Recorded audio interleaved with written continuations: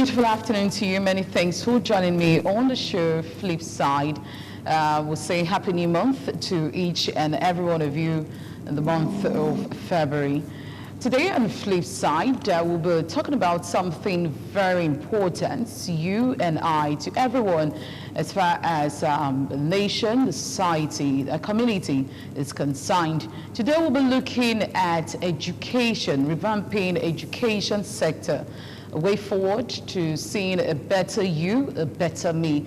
And to do justice to that, to throw more light as far as education in our society is concerned, there's a person of Shola Okunpolo. She is an educationist. Good afternoon, ma. Thank you. Good afternoon, Oloyi. Good to be here. Okay. All right. Before we move further, we all know that education is the best legacy you can actually give to your children. We find parents making sure their words go to school, making sure they learn every bit of everything they need to acquire as far as education is concerned. So right now, I want to ask Mrs. Shola, what is education? Looking at education. Simply the process of learning. You know, in this regard now, children or adults, just basically learning. Okay. Now, on the 24th of January, yes, 2022, to be precise, the United Nations deemed it fit to tag that day to be International Day of Education. So I want to ask, why is that day being tagged as a day set aside for each and every one of us to have a rethink on education? That day was set aside to basically look at education as the right of every child. Okay. And then usually the United Nations have days they set aside, yes, and to see how we can make education more accessible. You know, education is key, is the solution to virtually all of the problems we have. An educated nation is a nation that is ready for the future. So that's why that day was set aside. Just like we have polio, we have other days set aside to look at education and how we can make it better as a people. Okay. Now, someone said education offers a child a ladder out of poverty and a path to promising future. Now, someone would be like, how can education be a ladder for a child to be out of, you know, stigmatization, to be out of poverty, to stand strong as far as within the peers and the society and what have you? So how has education helped to, you know, remove one out of poverty? Oh, education, I say it every time, is life. You know, the presence or the incoming of education does so much to the mind of, in fact, education is light, not just light, it's a key, okay, that unlocks countless opportunities for a child or an individual. So you can only come out of poverty when you have the right information to do so. And that's what education does. Provides the leverage. It's leverage, it's opportunity, it's information. What you need to know to move from point A to point B, education provides that for you. So education is light and is life. Okay, now this yes, thing happens to be changing course, transforming education. Now, we're changing course. Yes. We're transforming education. Now, yes, as an educationist, let's say, look way back in the 80s. Yes. Now, 80s and now, how has education been, if we want to weight in the scale of, let's say, 10 to 20? So if we want to weight, how has it been? How has it fared? In all honesty, there's been a steady decline. Okay. You know, a decline? Yes, there's been a steady decline. Okay. There's been a steady decline in the quality, okay, of formal education. From the 80s, the 90s to today, there's better education, but it's not in the formal sector. Okay. You know, the advent of the internet has made education at the palms or in the palms of everybody. There's nothing you can't Google. Everything, but in the formal setting, there's been a huge decline, and that's why there's a need to change course. Okay. You know, for far too long, education has been handed down as to what the child should learn. Yeah. We can only change course when we start to put into cognizance the opinion of the child, especially at the post-primary and tertiary, where there's some level of clear articulation of thoughts, right? Yeah. So we want to hear from them. We can't change course if we do not hear from the children that we want to educate what they really should be knowing. Because whether we like it or not, they are being educated, not just in the formal setting. So if you ask me, there's been a steady decline in formal education. Okay. Now, I know our viewers out there, they want to know the difference. Now, you talked about the formal education and the present system of, giving out knowledge. So we want to know the disparity, the differences. Okay, so what I mean formal in a structured setting, right? Okay. Every young child that is of school age, even our children, as young as 2, 3, can basically operate a device. So they are educated, but not in the manner that is being chaperoned or curated, for lack of a better word. So the decline is because the regulators, the stakeholders, are for too long assumed that the child has no say in his education. I'll give you an example. If you put a child in a room and you want to teach the child maybe how to jump or how to sit. The way it's taught now and the way it was taught, we have 2 sets of children now. The one now, they come wired, they come already made, especially post-COVID. You cannot use 1980 methodology to teach a 2001 child. It's not going to work because they think differently. No thanks to the internet. Whatever you're going to tell that, I remember a time, teacher was teaching a child and talked about, I can't remember now, pronounced something wrongly. And the child said, no, you didn't pronounce it well. The internet had educated that child. Maybe he had watched Nat Joe Wild or watched any of these animal channels, but the teacher had not done that. So the decline is because the formal sector is not catching up with the children. Yes.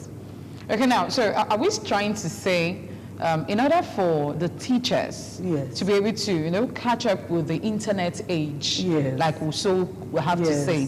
Now, do we need to, take our teachers for further learning? Oh, yes. There has to be, for lack of a better word, there has to be a total overhaul of the sector. But the overhaul has to be 3-front, right? You have to take into cognizance the regulators, teacher training, facility upgrade, ICT introduction, right? That's on the part of regulators. Curriculum review. We have to have even, proper data mining process for better policy development and implementation. That's on the part of regulators, i.e. government at all levels, stakeholders at the level of policy development and, those that tell us what to do. And then there's a part that parents need to play. There needs to be a lot more parent involvement. In the 80s, there was a lot more parent involvement. A lot more parent involvement, not just the parent involvement that we have these days is a cantankerous one. There has to be a seamless, harmonious parent involvement for us to change course. And then, but the most important one that is there to me is that we need to involve the end users of the education that we're selling, so to say. The children, we must hear from them. They have a lot to say. You put a 2-year-old by your side, he has a lot to say.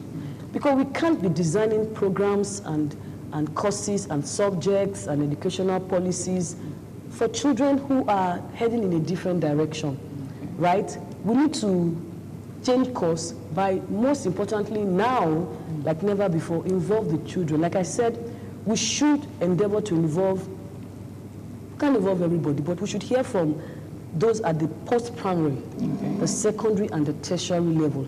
They have a lot to say about their education. They are the end users. How many subjects do they want to do? How should it be taught? How much of ICT should we involve? What subjects are obsolete now? What subjects are relevant now? For example, back in my days, we had professions like medical doctor, engineers, but today we have product designers in the ICT, we have business analysts in the ICT, I can go on and on as to careers that are money making now. So if you're churning out courses and programs and subjects that are not relevant to today's world, it's called product-customer mismatch. Okay. You're selling what nobody wants to buy. So we must, in the course of revamping and changing course for the better, involve our children. Okay, so are you saying in any sense that we should follow the trend? You just can't but follow the trend, because trends are set when you have 1, 2, 3, 4, 5, 6, 7, 10 people doing the same thing. It becomes a trend. Yeah. So what is the world saying in terms of contemporary education? Right? You have a child that's schooled in Benin and the child is going to London. How relevant is the education in Benin to that child in London? Can that child favorably compete for a job outside of his local environment and get that job? It comes down to the quality of what we are giving to them. So the kids are already getting educated. We say bring that into the formal setting. Entrepreneurial education, you know, web design into secondary school, things that are contemporary, that make sense to these children. Somebody will say, what did dissection of cockroach, what has it done for you? So we can't keep churning out those kind of, you know, programs when the kids now can dismantle a device and couple back. Coding is the language on the street. Children are very good with business analytics now. You know, so we just must move in that direction. Okay, moving in the direction, now some persons are of the notion that COVID has actually hampered on the relevance of education as far as COVID-19 is concerned. Some persons said, oh, they were not able to actually, you know, go back, take their words back to school. So we're looking at how COVID has imparted negatively in the life of our children as far as education is concerned. Oh, I tell you this, the impact of COVID on the education of children is beyond even now. In years to come, we'll still be, you know, seeing the impact. The first thing that COVID has done, especially in the education sector, is to create a huge apathy for learning, for teaching rather. You have people who, there's a huge distrust for the education sector as a result of COVID. So less people are ready to teach. And that means less qualitative teachers in the classroom. That has a huge impact on the quality of learning in the classroom, to the backdrop of the quality of children that will churn out. Two is, COVID showed us the importance of technology, right? But unfortunately, as a nation, how ready, how prepared are we to move in that direction? Not because we do not want to move in that direction, but how financially well off are we? What is the quality of our internet services that can ensure that come another pandemic, we're ready? So you find children, even till now, we still have children who are out of school because COVID led to the loss of jobs, businesses, and that meant that almost children who resumed for the first time post-COVID this year, they've been at home. Parents can't afford it, they've been at home. So how do the children catch up against the backdrop of strong apathy for teaching? So our children are at risk like never before now. And we're not still out of COVID. So you can imagine how much, you want to even, if you take statistics, you want to see how many children have not even gone back to school as we speak. You know, so we must come together and look for how we can work within the framework of what we have at our disposal and see how education can go back to what it used to be. Okay, now still on COVID. Now we find some persons actually saying, before COVID, I had better teachers. Yes. Now, I see you smiling already. Yes, yes. Now, I had better teachers. I had those teachers that could actually take time, take their pains to teach me. But resuming, I didn't find them. Yes. So what would we say? Is it that we actually did not have good paying teachers?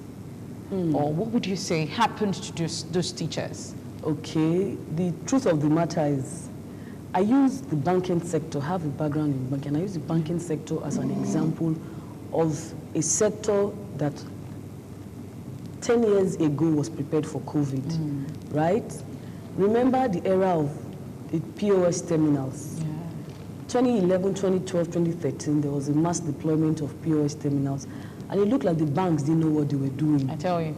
Does it look like they know what they are doing now? They sure do. Oh, they sure do. They sure do. They had foresight.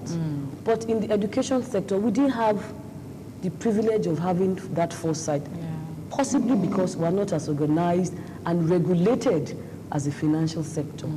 So COVID happened upon schools unprepared. An already struggling industry came to a total halt.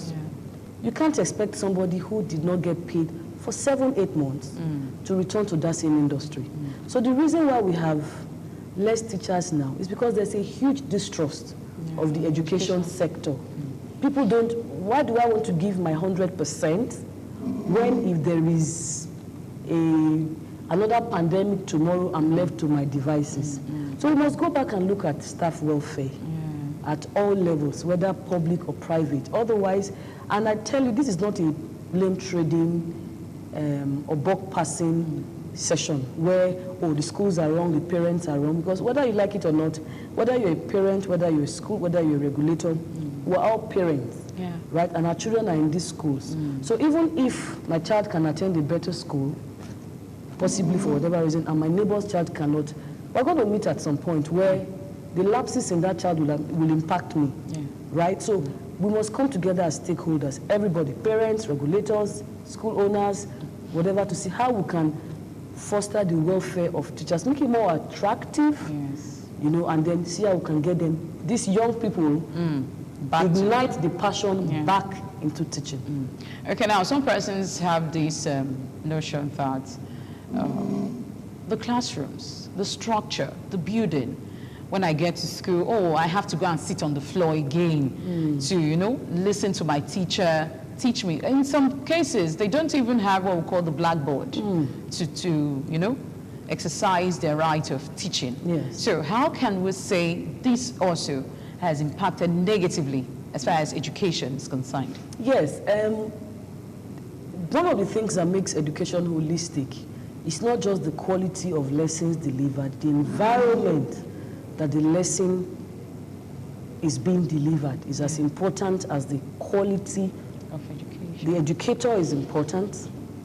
The quality of learning is important. That means the quality of the content that is being delivered. But most importantly, the quality of the environment. Conducive environment. Yes, because you see, if a child is in the environment is believed to be now in contemporary education to be a teacher. Yes, you go to schools now, you have a lot of designs and things in the classroom. That in itself, a child steps into that classroom, the child is learning.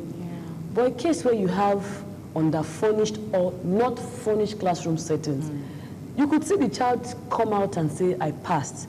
But how well can that child compete with his mates elsewhere? There are going to be confidence issues. So it's not just a case of, I managed to pass. How do you reproduce what you have learned? That's the challenge we have now. So the children are in school, rote learning, and then write and pass exams. So we must task government at all levels. This comes to government. Not just government, well-meaning, abled individuals to say, look, I say it every time that the era of it's not my business has passed. It's everybody's business now. You say, oh, I can afford better this, but the police officer that is going to work with you somewhere will come from that system, except you want to leave Nigeria, we all cannot leave. The government at all levels and well-meaning individuals must come together to see how they can be the overall of our school settings.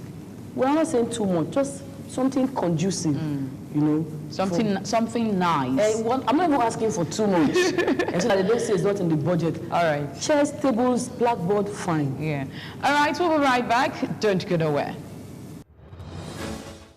All right, many thanks for staying tuned. And we're certainly with Mrs. Shola. Yes, I got that right. Yes, and we're looking at revamping educational sector. Today, we know that everyone, you find some persons, they can actually stand out in the midst of crowds when one person is talking. A child, yes, let's use a child, a 5-year-old child, for example. Now, someone is talking and the child can actually, you know, make some meaningful comments, contributions as regards some things he or she knows. Now, is this as a result of good learning, good school, or is it as a result of the parents, inculcating knowledge in the life of the younger ones? Now, find some parents say, oh, I need to take my child out in order for my child to be able to be outspoken outside. Now, does these things, taking your child out, taking your child to a good school, does these impact to, getting the child more exposed as far as education is concerned?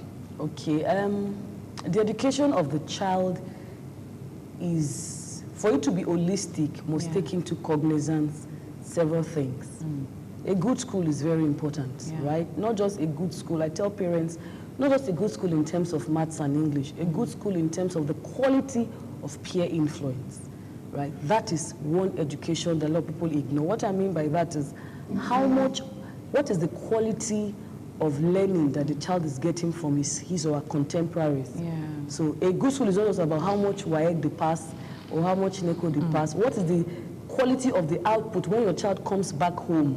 What's the quality of the output of that child after an extensive interaction with his or her peers, right?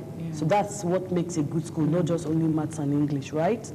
And then secondly, too, education, like I said earlier, has gone beyond the four walls of the classroom. The quality of information at the disposal of the child will determine the output of the child. So take, for example, a child that is exposed to very educative channels on cable network, Animal Channel, Discovery Channel, Investigative Discovery, Nat Geo Wild, quality cartoons. The output of that child, even if the child is not even going to a so good school, the quality of the vocabulary of that child will be quite advanced because he hears those things. Sure, and wants to practice on it. Children are imitative learners. They give off what they get, right? Very impressionable. So we must not just say just a school alone. The environment our children are, the people they interact with outside of the classroom, all of this come together to determine. So you could have a child who has very good output but cannot write well. That's the place of the school. A child that can write well but lacks confidence. And in this age and time, it's not enough for you to know what to do. You should be able to say that you know what to do. Sure. It's a very competitive. So people want to hear you say, I can do this. So you have 9 A's in WAEC. It's not enough. You must sit before people and say, I have 9 A's and I can, if you ask me, put something together to substantiate the 9 A's that I have. So that alone is not in school. Peers will give you that. The environment will give you that.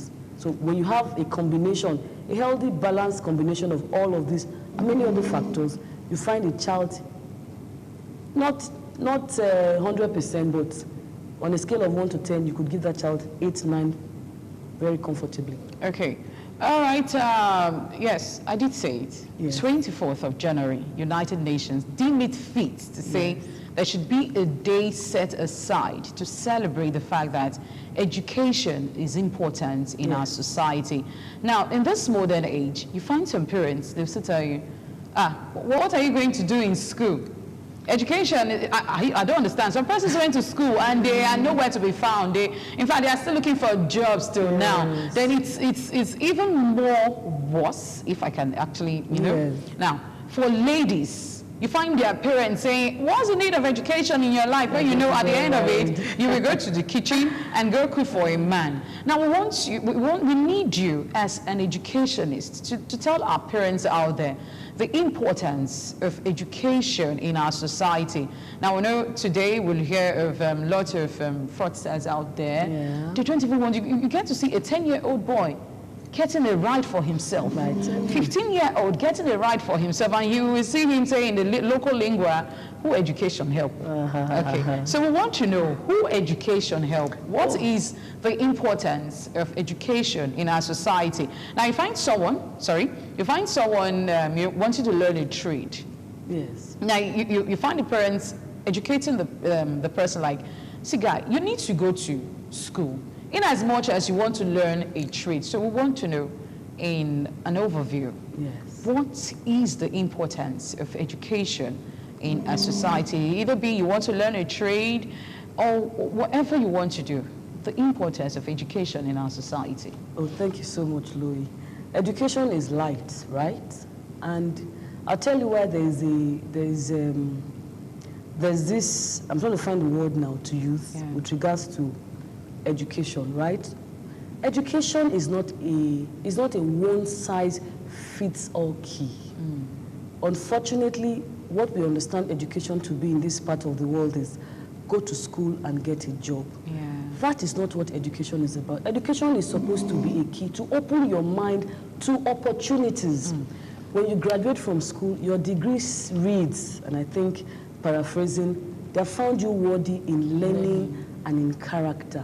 The learning alone doesn't encompass the bias you are graduating with or the area. You've gone through 4, 5, 6, 10 years, depending on your course of study. There's been several interactions in a formal setting. That is what the education is about. So when we move beyond saying, when you go school, get job, when we see education as not just to go school to get job, but to solve problems. So if you go to school, doesn't say you shouldn't learn a trade. It means that bring the light you have seen in education to repairing tables and chairs. I tell you. That's the challenge we have. And I tell you, until Jesus comes, an illiterate cannot be a world leader. So whoever says school na scam, you only limit the opportunities available for your child. We cannot have an illiterate be the governor of Edo State. It's not possible. So if you say your daughter shouldn't go to school, I tell you, I say it every time, if you train a guy, you train a few people, you train one woman, you literally have changed the course of history. Because women are the greatest influencers, right? So we must move beyond and past education being, it's good to put food on our table, but it's also more important to change our perspective about life. So for example, if you studied, furniture making is studied in the university. But you see, the person who went to school to study it and also learned it has an advantage. There is a refined side and there is a crude side to you. It means that you have an array of opportunity available to you to meet all manner of people. You have the qualification, you have the experience, and the certification. So education is a leveler. It gives leverage. It opens doors. So you do yourself harm by saying, I am not going to go to school, because you limit your opportunities. Okay, now this I got this. You talked about sending a girl to the school. It saves a whole community. Oh, believe me. Okay. Now there's this statement here: a girl with an extra year of education can earn 20% more as an adult. Now another one says there are 33 million fewer girls than boys in primary school. And another said, educated mothers are more than twice as likely as to send their children to school. And moving further, we get to see globally 65 million girls.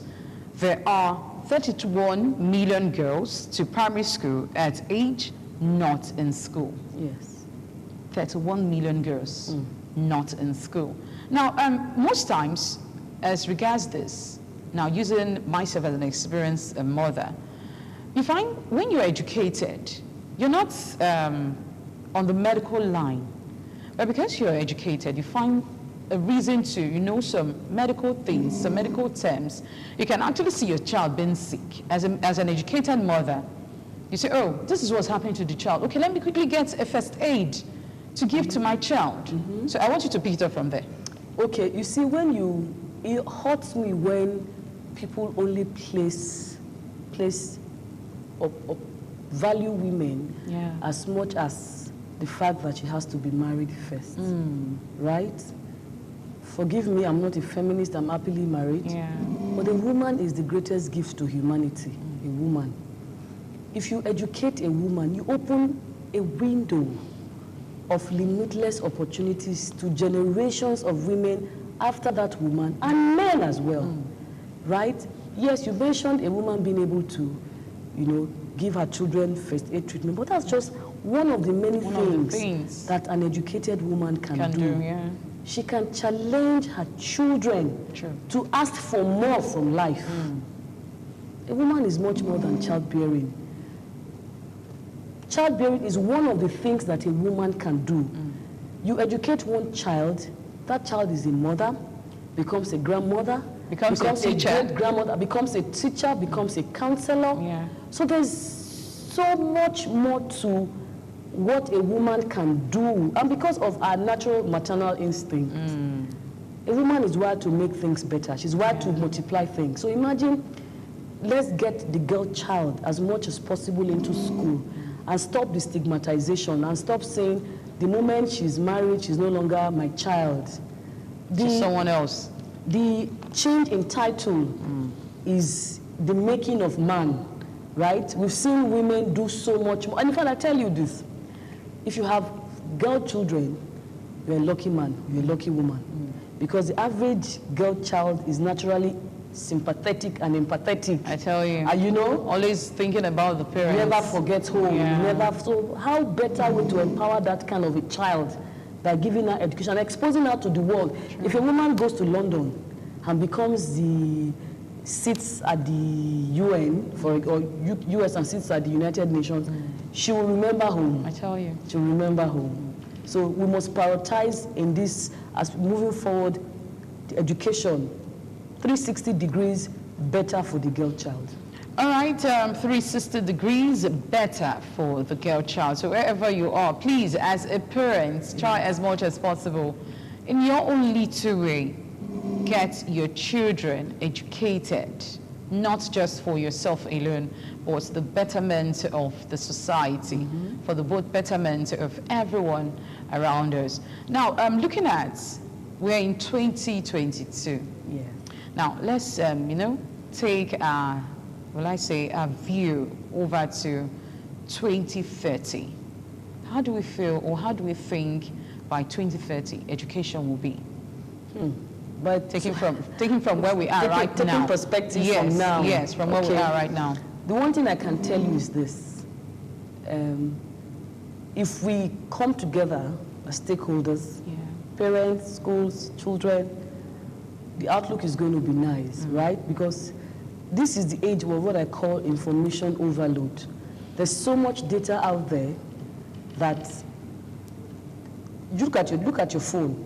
An app you downloaded 2 weeks ago is asking for updates. Yes. That's how quickly information is evolving and metamorphosizing, right? And that's a window into how education is, right? So as a people, speaking about in the Nigerian context, if we are going to have a success story to share, 2030, then we must start the work now to put round pegs in round holes, engage all stakeholders. Like I said earlier, the children must be engaged now.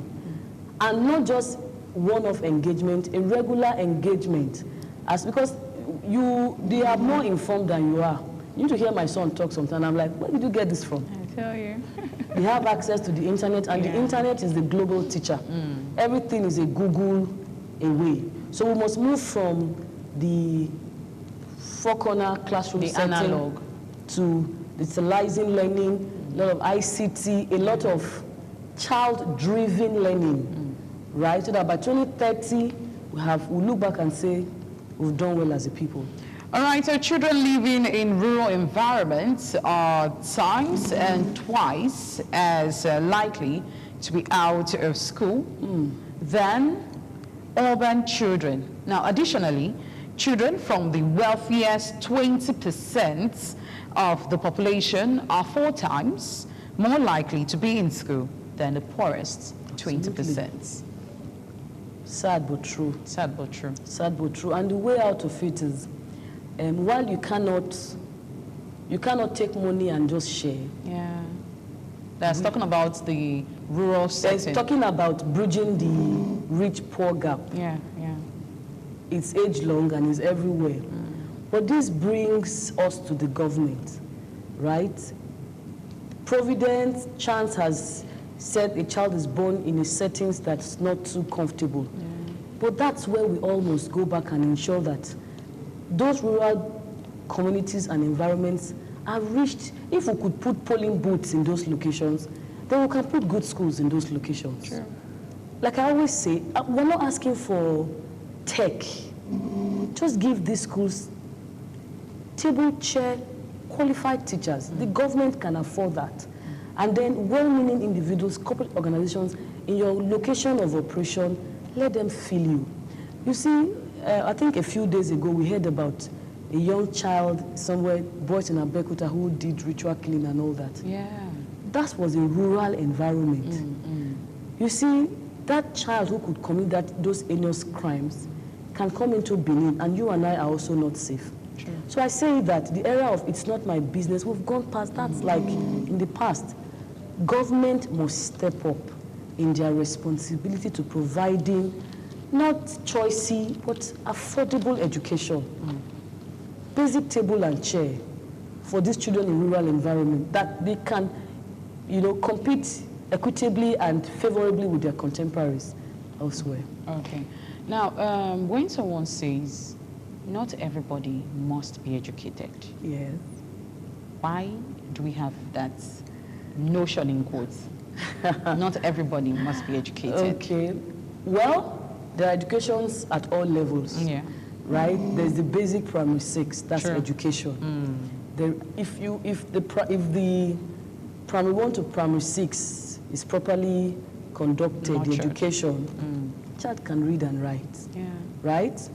There is the lower secondary, from the J1 to J3, there's the, so there's education at all levels. But everybody should have access to basic education. Okay. Everybody should. And then it's important that as much as possible, get to the highest echelon of education. You give yourself opportunities beyond your wildest dreams when you do so. But the minimum anybody should have is basic education. Okay. The person should be able to read and write. It's even most important when we move into electioneering years, right? The reason why people can be bamboozled is because the data at their disposal, they can't read it. So if you can read the news, you can, in your mind, break down issues, the level of deception will be minimal. So education is even good for good government. You can hold the government accountable, or have an educated populace who know what they are doing, right? So it's everybody at different levels. Okay, so I'm saying if someone just has the basic education Yes. as an educationist, Yes. that person is educated. Once you're able to read and write, that's it. It's important to Acquire more. acquire more. Yeah. But I'm able to read, I'm able to write, I'm able to communicate with you. Yeah. It opens me to channels of opportunities. Moving up, if it's basic education at the level of the GSS 3, they say you go and learn a skill, you have the skill set in terms of education to ask for better pay, better fees from your customers. You could keep your record, you can write, you can express yourself, you can stand up for yourself, right? So it's important that minimum, the basic education should be accessible to everybody. Okay. So for those persons that have the notion that it's when you go to the university, Yes. that is when you can actually put food on the table. Oh, no. And that is when you can be called Educated. as someone being educated. Oh no. Well, people may not agree with me, but education now is much more than having a certificate. We're seeing people brandish all manner of certificates, and they can't defend it, they can't even express themselves, they can't write legibly. So we can't say in contemporary times that education only means that you have a university degree. Okay. It encompasses your being able to stand up for yourself, read and write, being exposed. Some people have not gone to the university, they don't have a degree, but they're doing very well. Very well. They can write well, they can read well, they are very exposed. So they have good secondary school education, chance, family background did not allow them to move forward, but they are doing quite well. So it's not only who go university and be in go school. All right, I also have Mrs. Shola here with us, and Okumpolo. She is an educationist. So you want to learn maths, English, and ABCD. All right, so you can call on her. So quickly now, before we go, looking at the future. So how can education help us as far as the future and time to come? Oh, education is everything. There's no industry that doesn't require education, right?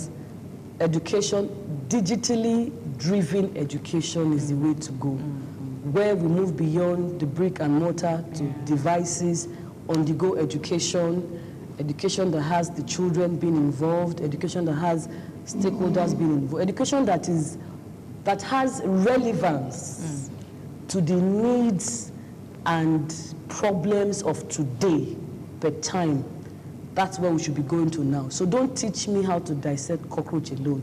How does dissecting cockroach impact my life as an individual? How does it make me better? So I advocate every time that we must balance our curriculum, right? Infuse a lot of entrepreneurial education, ICT education, people skills education, because we are having a challenge where the focus is on how many A's and how many B's. And we're having children who come out and do not have the skill set to defend what they have. They got it not via malpractice, but there is the knowing what to do, and there is the business of knowing what to do. So it's not enough for a child to come out with all A's. We must go back to teaching children to public speaking, essay writing. We don't have debates anymore. You know, we don't have, I remember back in the days, we had these intercollegiate debates where you mingle with schools, talents were discovered. Very few schools do that these days, especially at the post-primary or secondary level, you know, so that children's talents are nursed at that point. We don't have where children are taught poise, and you see children going to school now, they dress anyhow, because the goal is just pass wide. But somebody who has first-class degree and is poorly dressed to an interview venue will not get that job. Appearance should be part of what we teach our children. It all matters. We have all of this looked at, given to the children. The future looks beautifully bright. Okay. All right. Quickly now, we're talking about rural setting. So, yes. So what are your advice for the governments, the parents, and the teachers? Now, for the governments, the rural setting, when we get to our villages, we see poorly developed structures for our kids to, you know, learning. So what advice do you have for governments, first off? Well, the government must realize that it's not just enough to come to the people when it's time for elections and ask for their votes. We must move beyond election years and make reforms that are long-lasting, right? I say that if we could have polling booths in the most rural areas of Nigeria, where vehicles cannot go to, bush partly there's a polling booth there, then there should be a school there. No matter how rich you are, no matter how much wealth you amass as a government official, you will leave this world with nothing, right? And the impact you make on people is the only kind of investments that keep accruing interest long after you have died. They could sell a house, erosion could take over a property, but the one that you do in people never dies. People talk about Awolowo, dead like 34 years, 33 years ago. People still say, but for him, I wouldn't have gone to school. So we must move beyond party politics. Go back to your location, the people who voted you into power, let them feel your presence as a people. And then the same goes for well-meaning individuals, companies in operating environments. Let's help these people. They're part of us. Okay, so quickly, our parents. Oh, parents need to do more. Let's move beyond the era of leaving it school for the fees. Teachers. And then, you know, parent-school relationship is always very, very toxic sometimes, where one wants to outdo the other. But I tell parents, we're partners. We're not enemies, we're partners. We must put aside our differences. How do we make it better? Partnership for progress. All right, partnership for progress, and that's coming from our educationist, Mrs. Shola Okumpolo. It has been education, talking about education in all ramification as far as our community, our society is concerned. Remember, education is the best legacy you can actually give to a child. Now, like Mrs. Okumpolo said, the basic education, very, very important. So wherever you are, please, as a parent, as a guardian, as a government parastatals, yes, please try as much as possible to impact meaningfully in the lives of these young ones. To have a senior again next week for another exciting time on Flipside. Do have yourself a blessed day. Bye for now.